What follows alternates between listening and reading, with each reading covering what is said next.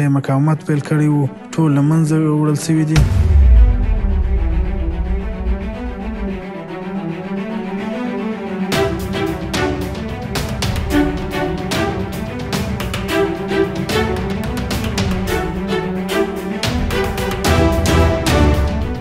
په یاد عملیات کې 2 تنه اختطافچیان وژل سوي او 1 تن ژوندی نیول سوی دی.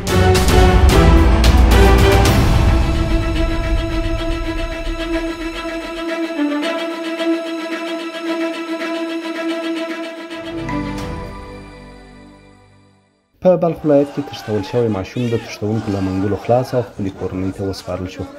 د احمدشاه تروایي اختطافګرو نوموړی د ښوونځي له مخې تښتولی و او تښتونکو د احمدشاه له کورنۍ څخه غوښتل چې خپل هر څه وپلوري او بیا تښتونکو ته حال ورکړي. د احمدشاه تره د افغان امنیتي ځواکونو د هڅو ستاینه کوي او زیاتوي په سختو حالاتو کې احمدشاه ژغورلی.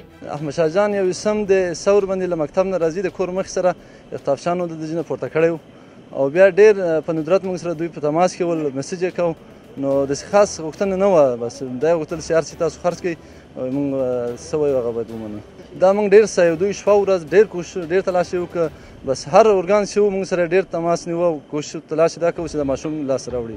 احمدشاه جان په 21م د ثور د بلخ ولایت مرکز مزار شریف ښار د 7 ناحیې اړوند سیمه کې د اختطافګرو له لوري تښتول کیږي چې دغه 14 کلن ماشوم د امنیتي ځواکونو د زیاتو هڅو وروسته د یو لړ عملیاتو په ترڅ کې د اختطافګرو له منګولو ژغورل کیږي.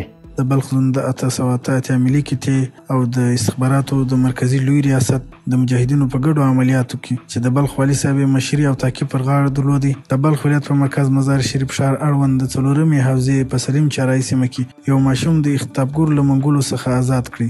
اختطافګر چې د لومړي غږ کولو څخه یې مقاومت پیل کړی وو ټول له منځه وړل سوي دي او ماشوم اوس بلخ ولایت مقام کې خپلو اقرباو ته تسلیم کړل سو.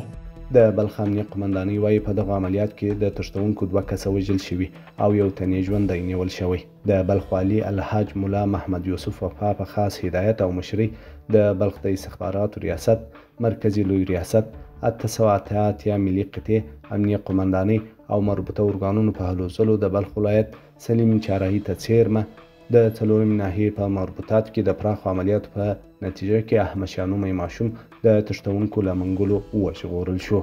د بلخ ولایت مرکز مزار شریف ښار 2مې امنیتي حوزې مربوطاتو کې څه موده وړاندې یو ماشوم د احمدشاه په نوم چې د مکتبه څخه د رانستېدو په مهال کې د اختطافچیانو لخوا څخه اختطاف سوی و چې یاد ماشوم الحمدلله نن د استخباراتو ریاست او د نورو امنیتي ارګانونو په همغږۍ سره په یو لړ کشفي عملیاتو کې چې د 4مې امنیتي حوزې په مربوطاتو کې ترسره سوي وه یاد ماشوم پیدا او خپلې کورنۍ ته وسپارل سو.